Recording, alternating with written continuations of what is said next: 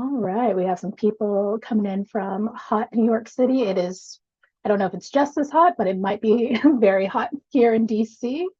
We have Delaware, Arlington, Birmingham, Alabama, Florida, Phoenix, Atlanta, Cary, North Carolina, Oakland, love that as a California native, Pittsburgh, Houston, Cleveland, Bethesda, Walnut Creek, California, Gaithersburg, San Francisco. Oh, wow, we have so many people coming in.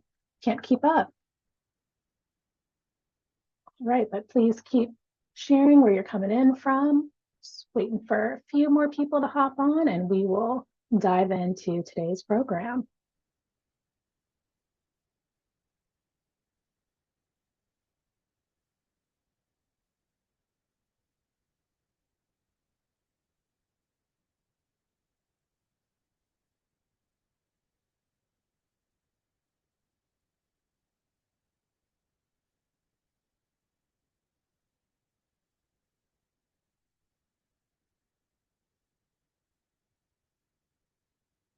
Alrighty, well, let's go ahead and get started. Hello, and welcome to the National Museum of Women in the Arts virtual program, Curator's Perspective, Hung Liu. I'm Gabby Awuma, the Senior Membership Manager at NMWA. I'm so glad you all could join us for this special virtual presentation by Associate Curator Orin Zahra. Hung Liu Making History opened October 21st, 2023 with the museum's reopening. It's now on view through this fall, October 20, 2024. This exhibition was made possible through the generosity of Stephanie Sale and members of NMWA. Thank you so much for your support and dedication to the museum. You make exhibitions like Hung Liu Making History possible. And before we begin with Orin's presentation, I encourage you all to use the Q&A feature to share your questions for our speaker. We'll do our best to answer as many questions as possible before the event concludes at 7 p.m. Eastern Standard Time. And now it is my pleasure to turn things over to Orin.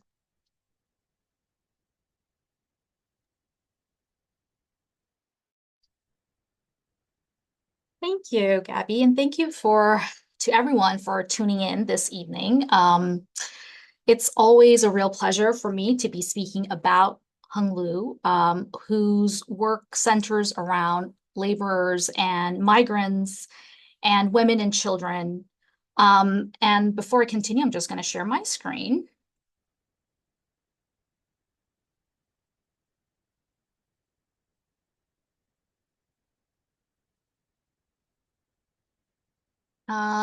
Gabby, just let me know if you can see that.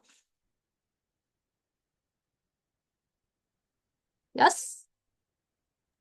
Yes. Okay, great. So Hung Liu had said that we often look at history through the eyes of winners, through the powerful and famous and rich. But it's the everyday man and woman and child who are the real history makers. And that idea is really where this exhibition sort of generated from, this idea of who are the real makers of history.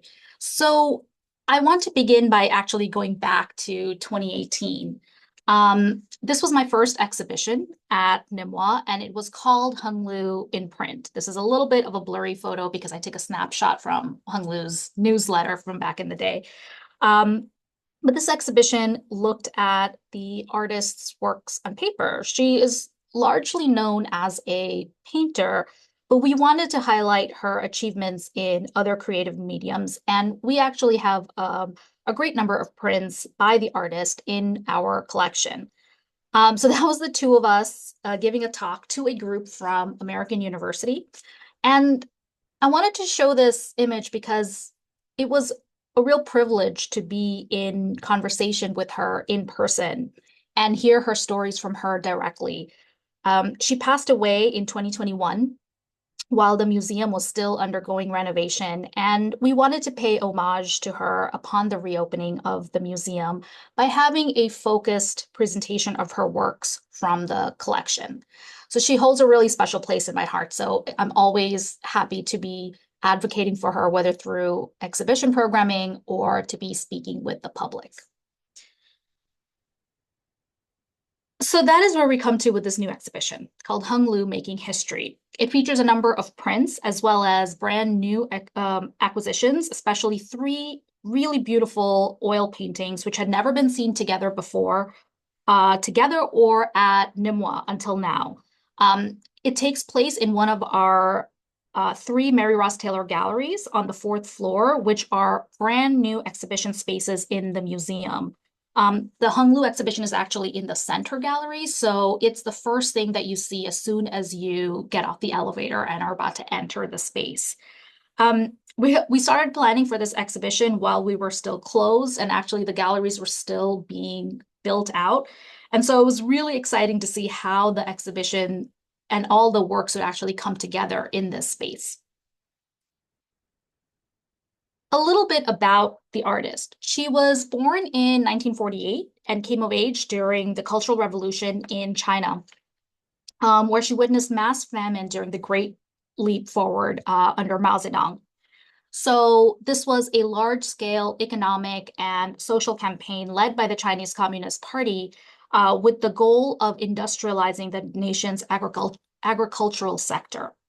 In 1968, Liu was one of 10 million urban youths sent to the countryside to re-education camps, which were essentially labor camps.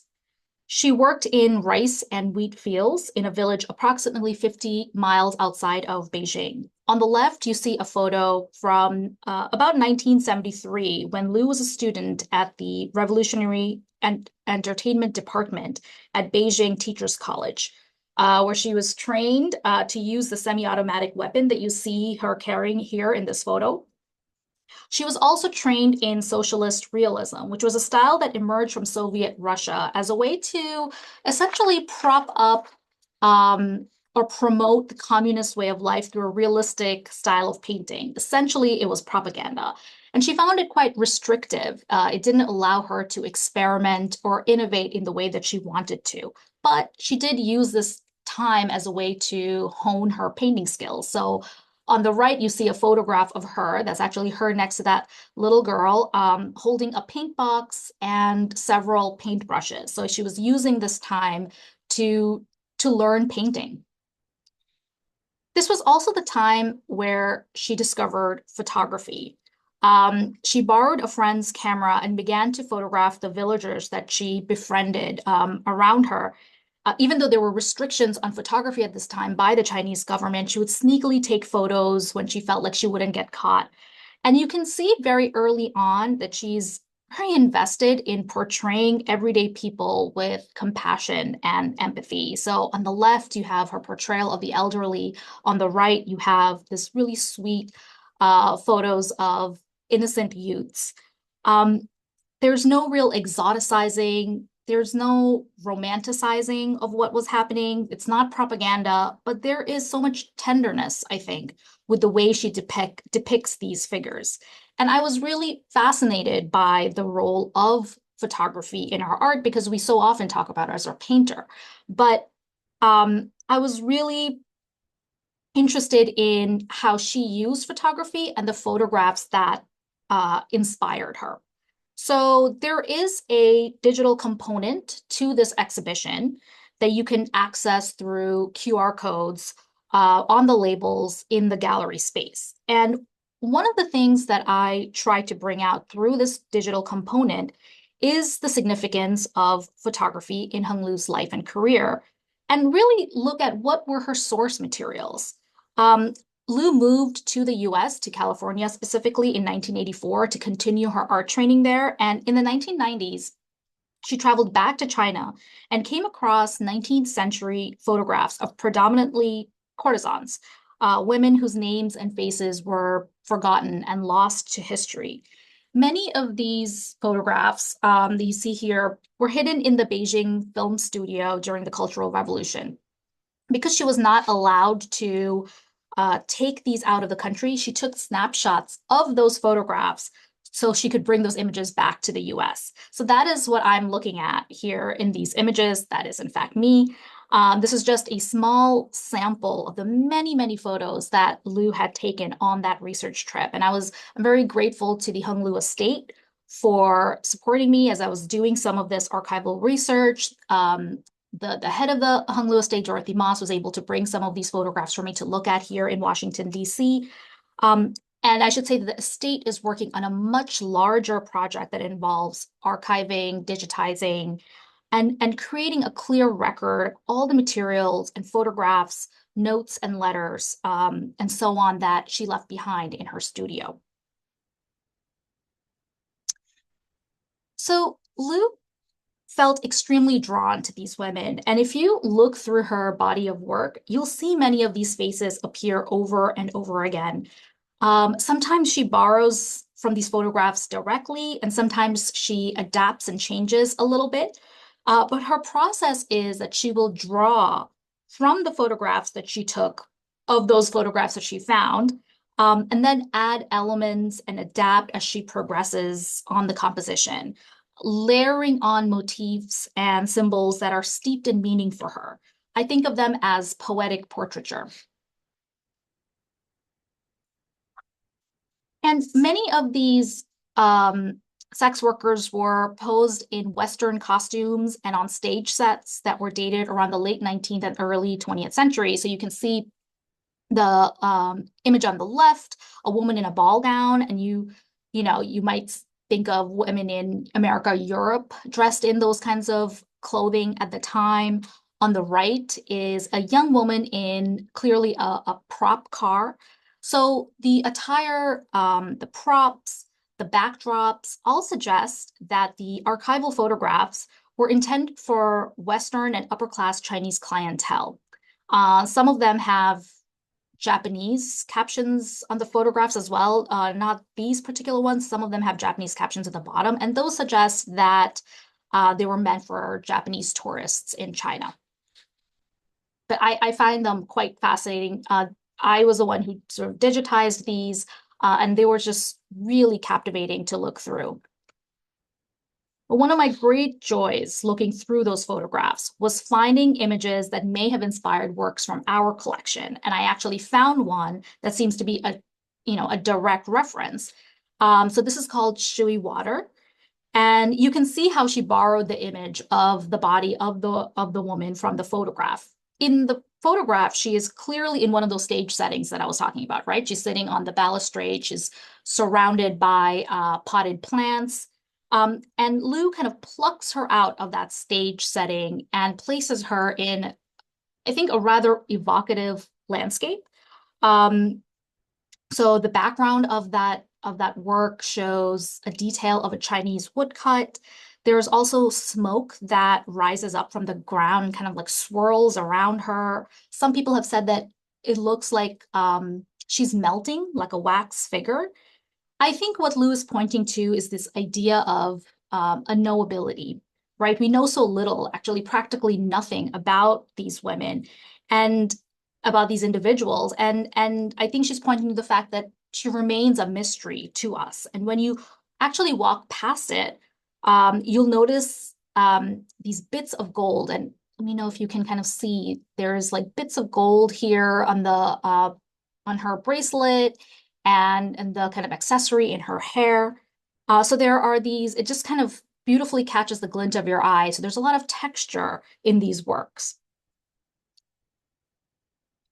And so speaking of texture, we acquired two paintings from the Cynical Fish series. And I love this photograph. This is from Member Preview Day in October that Gabby mentioned upon the reopening of the museum. And we acquired these two paintings, Summer with Cynical Fish and Winter with Cynical Fish, from this series just as we were closing for construction. This painting, I added these two figures, or I'm showing this photo with these two figures so you can kind of see it for scale. The painting is 5 foot tall and 6 foot wide. So it's large. And how do you know that this is summer? Well, she has a very warm tropical palette of tomato red and lime green in the background. And I love that color palette. It's so fun. And she also paints certain areas with really thick paint. So right at this circle next to the woman's head, you'll see this like blob of paint. And I love that. It's just got this very thick, sensual, tactile quality to this painting. In contrast, you have Winter with Cynical Fish, which shows these icy blues and lavenders to indicate cold weather. She also painted spring and autumn with palettes that pertain to those particular seasons. She said that she wanted her paintings to act as, or to perform as burial sites, to perform as memorial sites that honored these women who were neglected in their own lifetimes, which I thought was really beautiful. So each painting is a diptych with a portrait of a courtesan on the larger panel, and it's accompanied by a fish on the thinner panel. The fish is really important. Every painting has the word cynical fish in it. The fish references fish painted by a 17th century Chinese artist and calligrapher, Bada Shanren. He was born into the Ming imperial family and became a monk after the dynasty was overthrown by Qing rulers. And he became quite bitter about losing his imperial status, and started painting these satirical images of birds and fish to reflect sadness and anger. And I just want you to compare Bada Shanren's fish to Hung Liu's fish. So if you see on the left, this is a detail from a work by Bada Shanren. The two fish look like they're kind of rolling their eyes, like they're kind of sardonic and being sarcastic, or they're giving a little bit of attitude, versus look at the fish painted by Hung Liu. I mean, that is a very expressionistic fish, and she's very expressive. And when she and I were talking about these works at the time that we were about to acquire them, and I was asking her for more information on these paintings, she told me that she wanted these women to be accompanied and guided by the fish throughout all the seasons. So summer, winter, fall, and autumn. And hearing that, to me, this expression looks like it's fiercely protective of the woman, right? It's very passionate about accompanying this figure throughout all the seasons. On top of the fish, you also have a circle, which is a recurrent motif in her work. It refers to the Zen Buddhist philosophy of no beginning and no end, the sense of wholeness and the cyclical nature of life. She also includes some other symbols from Chinese cultural history. Can anyone guess what this is? I'll give people a moment to maybe drop in some responses. If you haven't been on one of my tours before and you haven't read about this yet, can anyone guess what might be portrayed here? Let me see.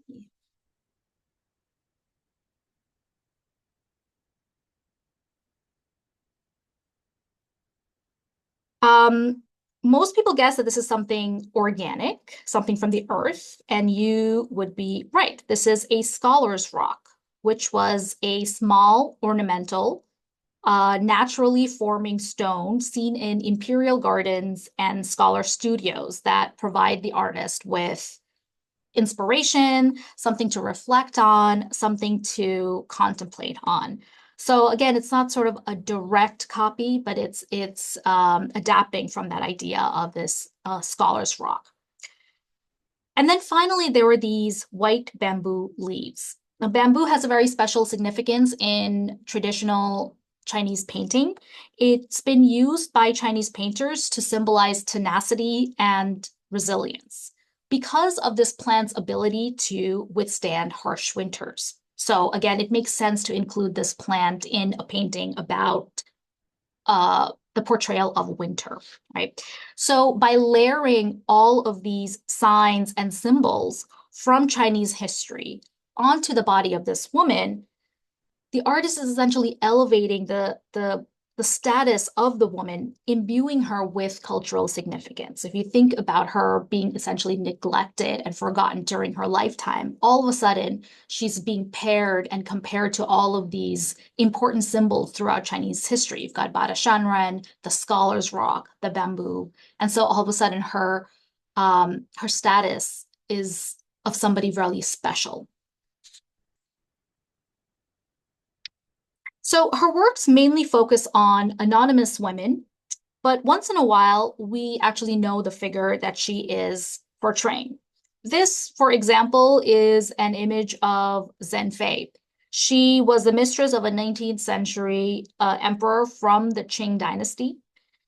She was also known as the Pearl Concubine.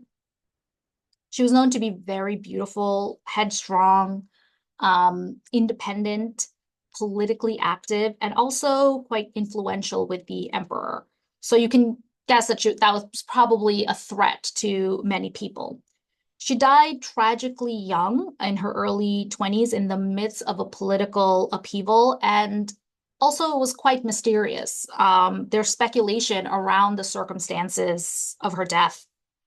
We don't quite know what happened. Uh, but Liu was very captivated with the story, not just of her death, but of her life, of her entire life, as much as we do know about her. She based this print on the photograph of the figure, and you can see how she captures that same unflinching gaze. And I find that that just incredibly spellbinding. This is one of my favorite works in the entire collection, not just by Hung Liu, but overall. And she includes these beautiful pink, purpley blossoms, plum blossoms, that are a sign of fortitude and courage. And you can see why she would associate those characteristics with this particular figure. And I also love that, Zhenfei was a mistress, she was a concubine. She's not shown in the entirety of her body, right? Liu really focuses on her head because she was also an extremely creative and intelligent woman. So she's really focusing on her intellect, her mind. And we definitely get that sense from her. But to me, when I look at it, and I've looked at it a lot, there's also something, I don't know, kind of tragic and ominous about this composition. That branch that kind of starts off around her neck and starts to sort of encircle her around her head, I think is what makes me, feel a little bit, almost a little stifled. I don't know if anyone else feels that way. Feel free to leave a comment. And I think that plus all the striations you see on the surface that kind of obstruct her features to us kind of indicate that she's still a figure shrouded in mystery, that we don't know everything about her, not how she lived, and certainly not how she died. So it's one of the only examples that we have of a known figure in history. Otherwise, these are women that we don't know anything about. So her experience in the Cultural Revolution made her extremely sympathetic to the plight of the working class. She studied photographs by Scottish and English photographers who looked at life in 19th century China, so such as this one on the right of a woman working on a loom. This image is from the Getty. And Liu was really struck by this image and struck by the woman's concentration on her task at hand, how she's refusing to return the gaze of the photographer, who was also in this case a voyeur, right, looking in on her work. And she said this in interviews that there was so much dignity when she looked at this image. There was so much dignity in a woman handling a machine in this way. And I've also noticed, if you look at the sleeve in the photograph, and you look at the sleeve in the work on paper, in the print, she's sort of rolled it up a little bit more in the print. I've only recently noticed this as I was once again comparing the two. I think maybe to indicate or push this idea of a woman at work a little bit more. She's literally rolled up her sleeves to work. And you could also see that she added really rich colors, bird and flower motifs from paintings from the Song dynasty, and a floating goddess in the guise of a phoenix. And celebrating the working class as historically significant figures who are, again, protected by deities and guides from Chinese traditions.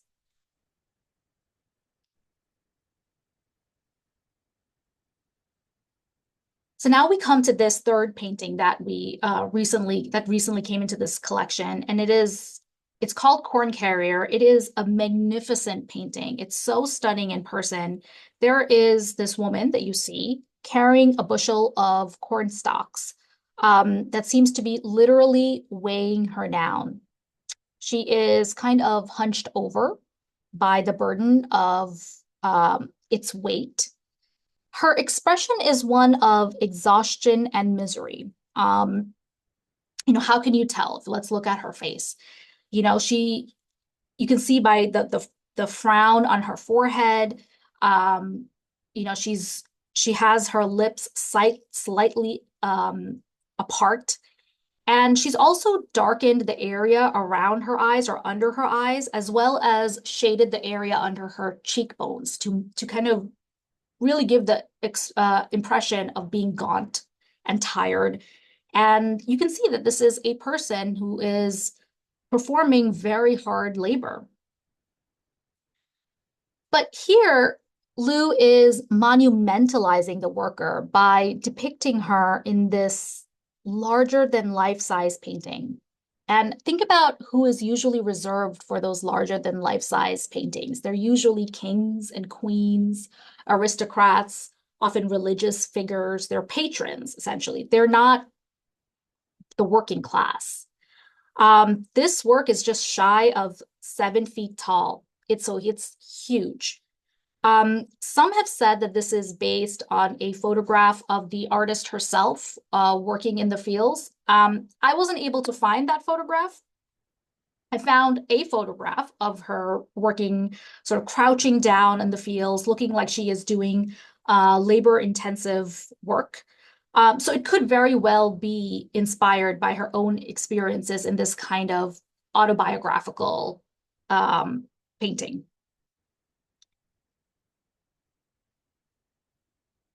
And I will also say, if you remember that first the initial photograph I showed of her holding the weapon, the gun, she was wearing a very similar uniform. I assume most people wore this sort of worker's uniform. So again, to say that this could be a kind of autobiographical portrait.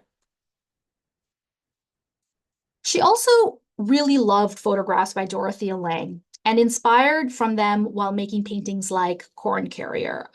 So this work on the right is not in the current exhibition. It is in our collection, and we did feature it in the 2018 exhibition that I mentioned at the beginning.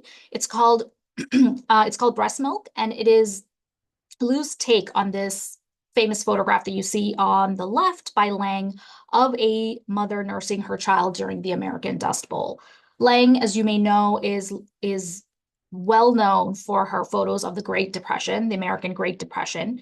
And you can see why Liu may have felt an affinity towards Lange's subject matter, right? These were, again, vulnerable people who were displaced, who were destitute, were powerless. So for Liu, her visual representations may have been culturally specific, but the feelings that she wanted to convey were universal. They were of the human condition. They were of loss and human suffering and perseverance, right? So these are feelings that we can all relate to, and they go beyond any geographical borders. But like with her other compositions, she includes motifs from Chinese culture, like bodhisattvas, you see here on the left, which are important figures in Buddhist tradition.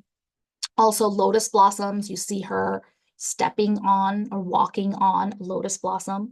Also wild birds from the Song dynasty. All of these were symbols of good luck, serenity, and strength. And you can imagine that these were things that Liu wanted to guide this woman, to accompany this woman as she was going through these hardships, right? She wanted this woman to have strength and luck and a kind of eventual peace.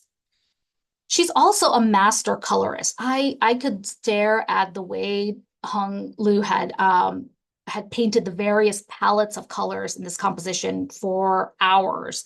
So you see here at the bottom right, she creates these sections of pastel blues and greens. That are very calm. And again, it's near that lotus blossom, which is supposed to be about serenity and unity. And then where all the labor is going on, that the weight of the corn, the bushel of corn on her back are these, there's a lot of action happening, right? With all of these Chinese figures, these historical figures in the corner, and that they're this really warm palette, right, of oranges and reds, right? So there's a lot happening in that, and she's showing that through the color palettes themselves, but they don't clash with one another, right? So the cool tones and the warm tones don't clash with one another. They actually work really harmoniously together.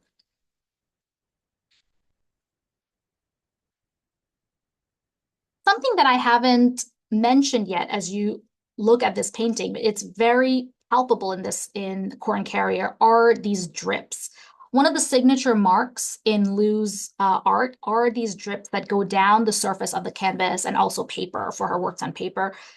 For her paintings, she dilutes her paint with linseed oil, which she then dribbles onto the canvas, and that creates these striations, these streaks. She called the style weeping realism, which is used to describe the erosion of memory and the passage of time, particularly the way you might see it in old photographs that are kind of fading away. So those photographs that I digitized, that I showed, would be the kinds of things that she's thinking about as she's creating this weeping realism, right? This idea of the passage of time and memories fading away from these photographs. But these streaks and this weeping realism also creates the impression of tears running down the surface, this veil of tears, which to me actually makes me quite emotional because it reveals her sorrow for all of these people who were failed by the system, right? They were failed by the system, who had to suffer and were ultimately forgotten. So what's interesting about this painting was that this was a promised gift when the show opened and in October, and the donors loved it, loved seeing the way it looked in our gallery so much and seeing it in the context of the exhibition that they changed the status of the promised gift to an outright gift to the museum. So we're so thrilled and grateful to have this absolute jewel from Liu's practice now in the collection. And I just wanted to show some more installation shots of the exhibition. So you can see a little bit more for scale. Also for anyone who hasn't been in the space yet, as I mentioned, this is in the center gallery. Looking through those doors is the brand new Library and Research Center, the LRC. So it's actually really nice. When I was standing in the LRC and I looked outside those doors, I could see directly at Summer with Cynical Fish. I could see the woman's face looking back at me. And when I'm in the gallery, if you're feeling inspired, you can just as easily go into the LRC and peruse through the book. So it's actually a really beautiful synergy between these two different spaces. And I really like the way this all came together. This is another installation view of the space, and that's Shui Water that I showed you earlier with the photograph.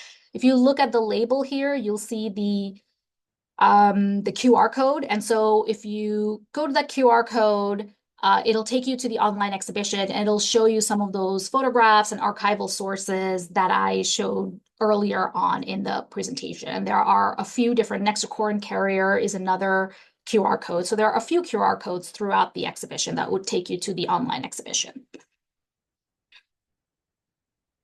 Here's another image of this side of the gallery with the three paintings.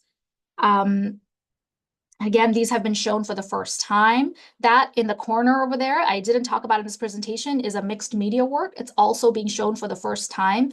It's on view for the first time at NMWA. And you can again see it for scale with our colleague here standing in front of the painting, just how large this painting is.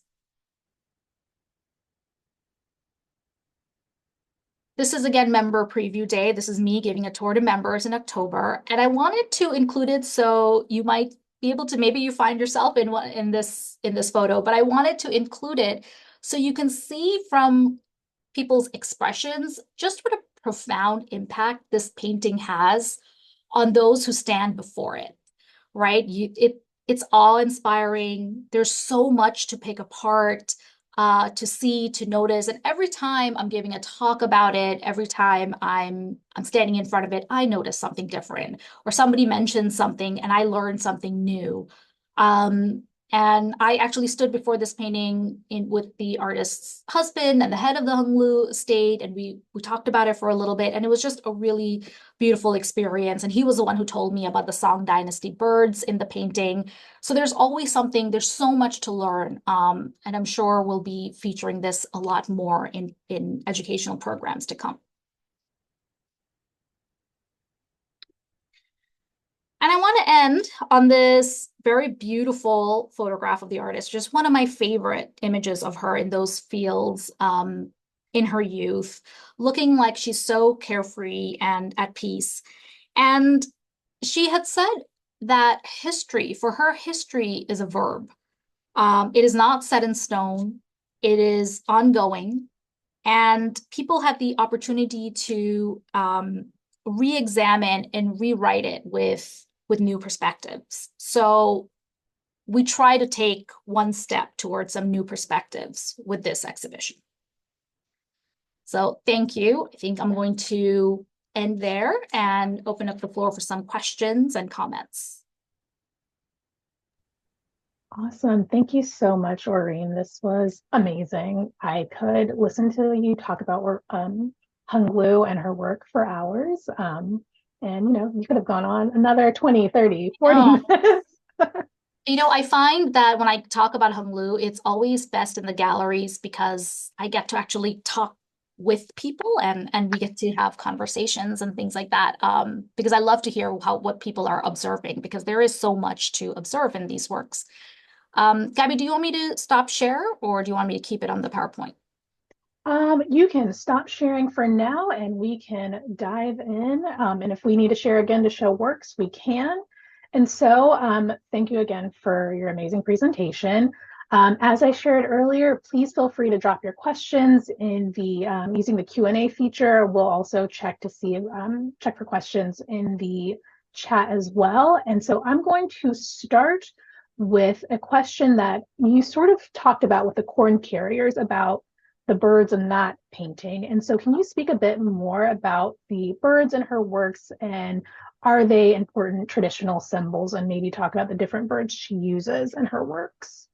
Yeah, birds are, well, she uses a lot of different kinds of animals in various works, and they have sort of different symbols.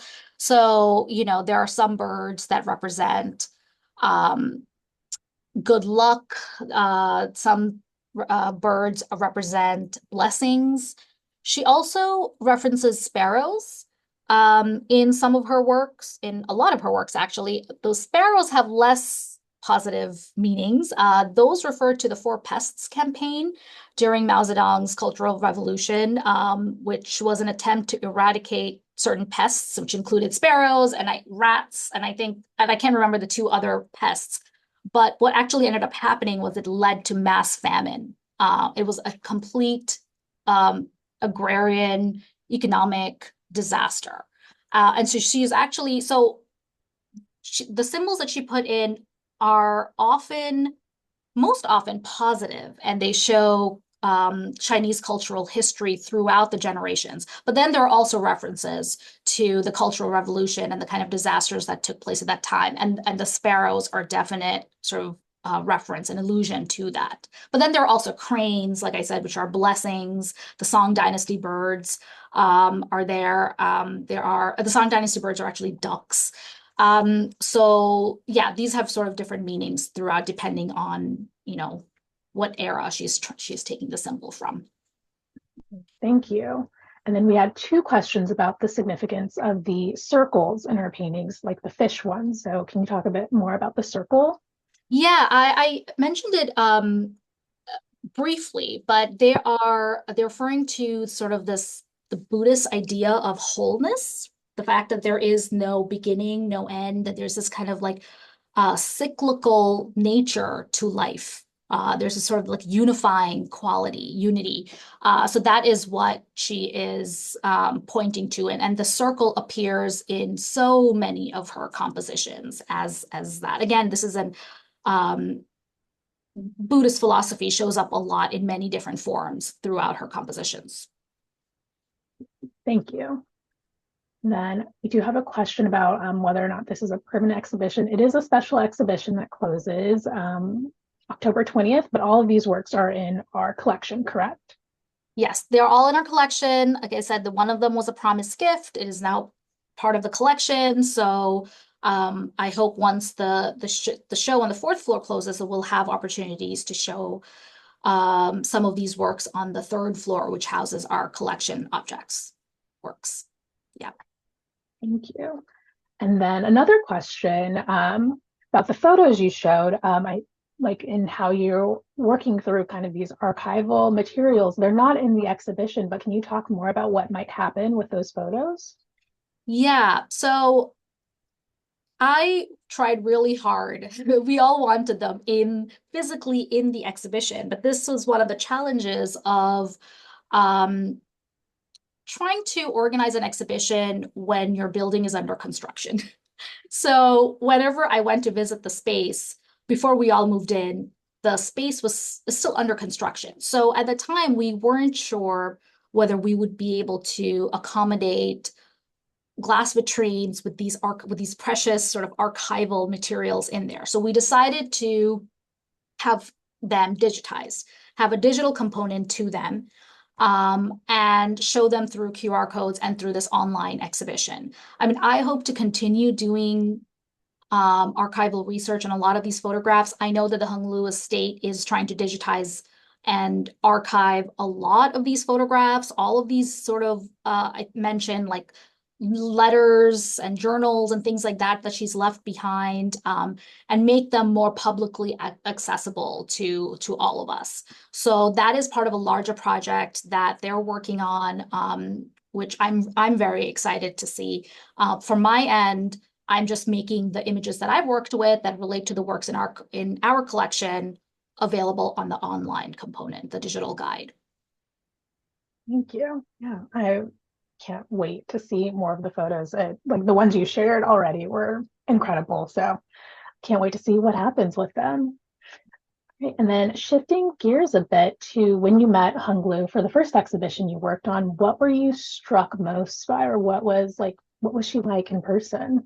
And what was it like interacting with her? This is going to make me very emotional. She is, as a budding curator, I mean, this was my first exhibition and my first major, curatorial job. And I couldn't have asked for a better artist to work with. She was so warm. And, we had only really met, I think that once or twice. But anytime after that exhibition, if we acquired something new, if I'm writing something about her, if I wanted to interview her or something, I would just shoot her a question, send her an email, and she would for sure respond to me. And she didn't need to necessarily. She was, she's one of those artists who was really, really busy, but she is that person that is so warm, and she is forever inquisitive, right? She loves, so when I talked about her looking at photographs, and looking through archives, she loves studying, she loves researching, she loves looking through archives herself. And so she's always really, it was really, I don't know what to say. I was mesmerized listening to her speak. I mean, obviously, she comes with a wealth of knowledge and so many experiences from her life story.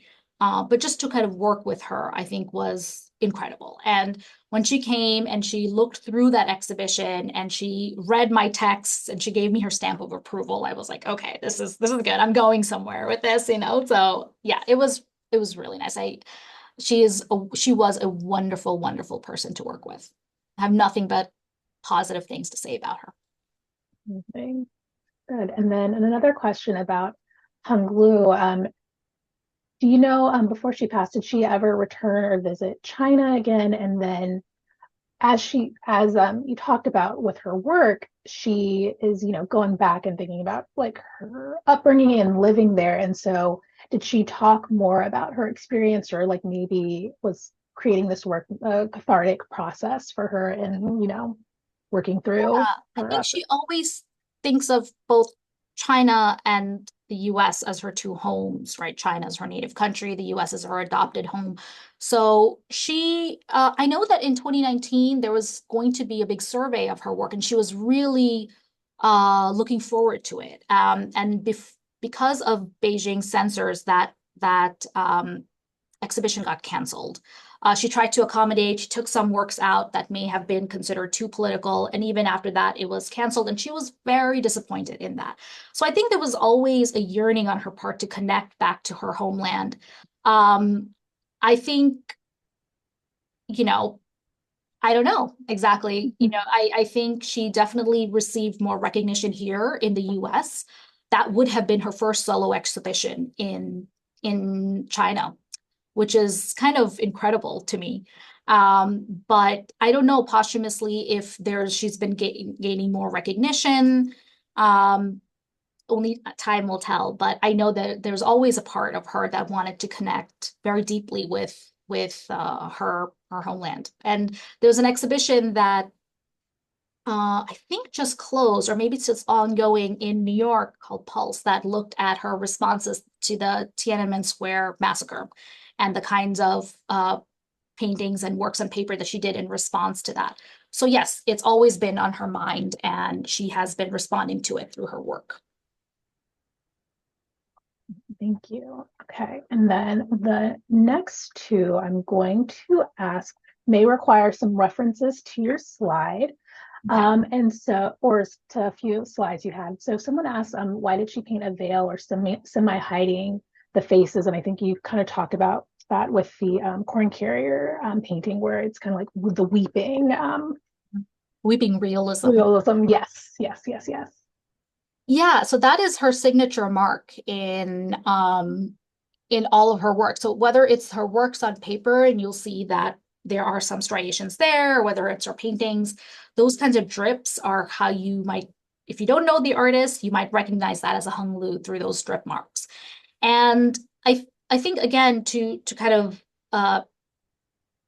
reference what I said earlier, they do two things. Again, she was looking at those photographs, these old photographs that are year by year kind of fading away. And I think she's referencing that. She's thinking a lot about the passage of time and how memories erode and fade over time. And so do those photographs.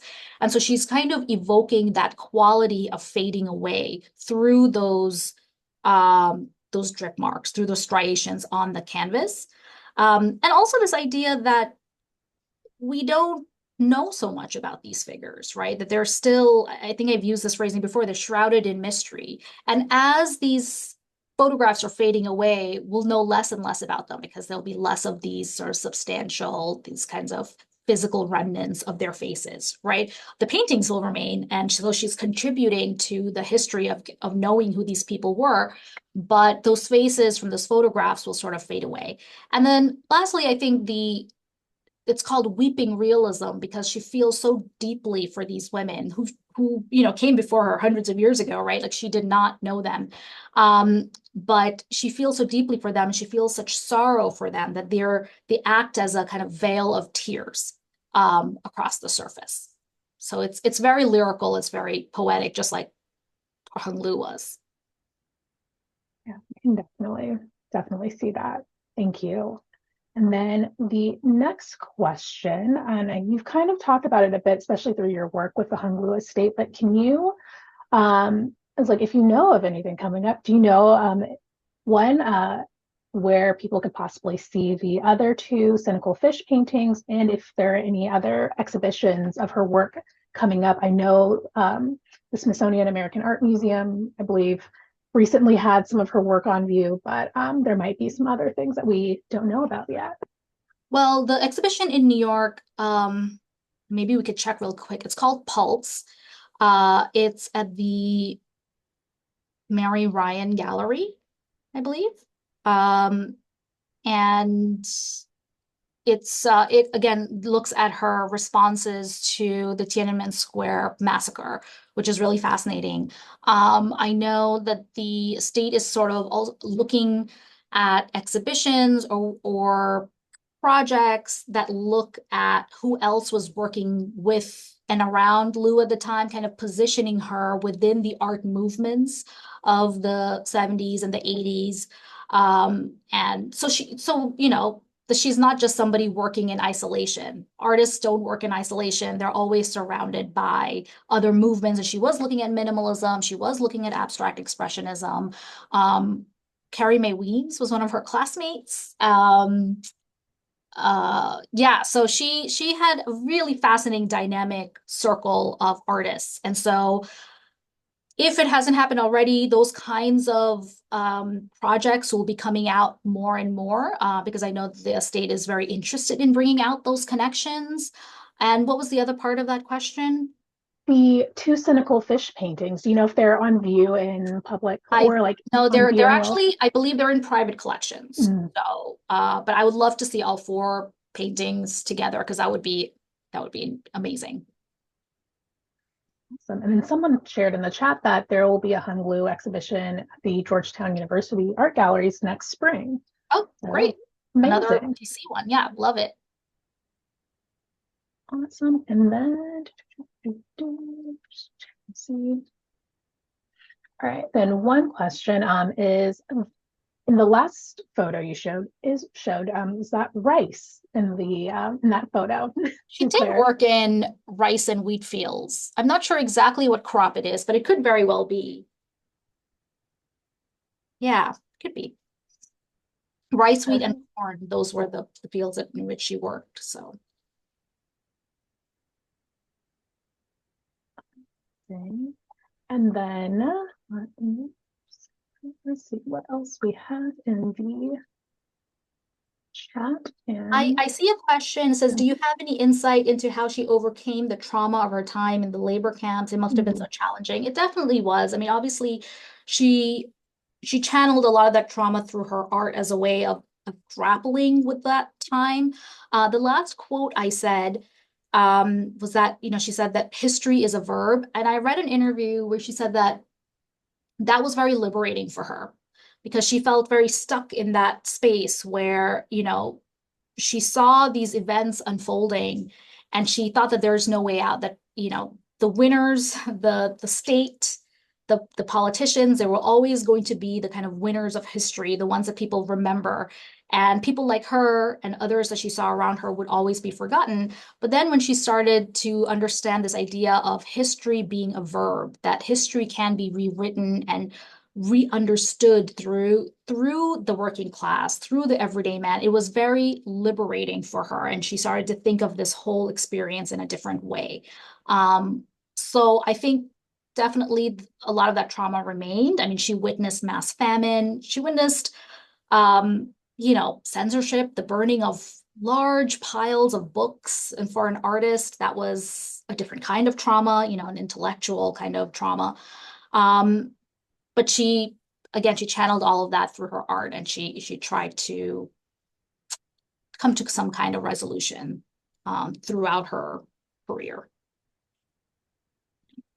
cool. And then one last question. Do you know if Hung Liu had a connection to Mills College in Oakland, California? Yeah, I believe she taught there. Yeah. Awesome. Cool. I almost went there for college, so I Oh, was like, great. yeah. What a small Yeah, connection. it's an amazing little historical women's college in Northern California. So great place. Awesome. So let me go ahead. Yes, please correct me if I'm wrong, but I do believe she worked, she taught at Mills College.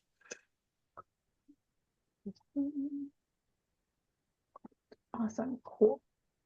Lovely. This is great. And so before we conclude, wanted to make sure you all just once again plug the online exhibition guide for Hung Liu Making History.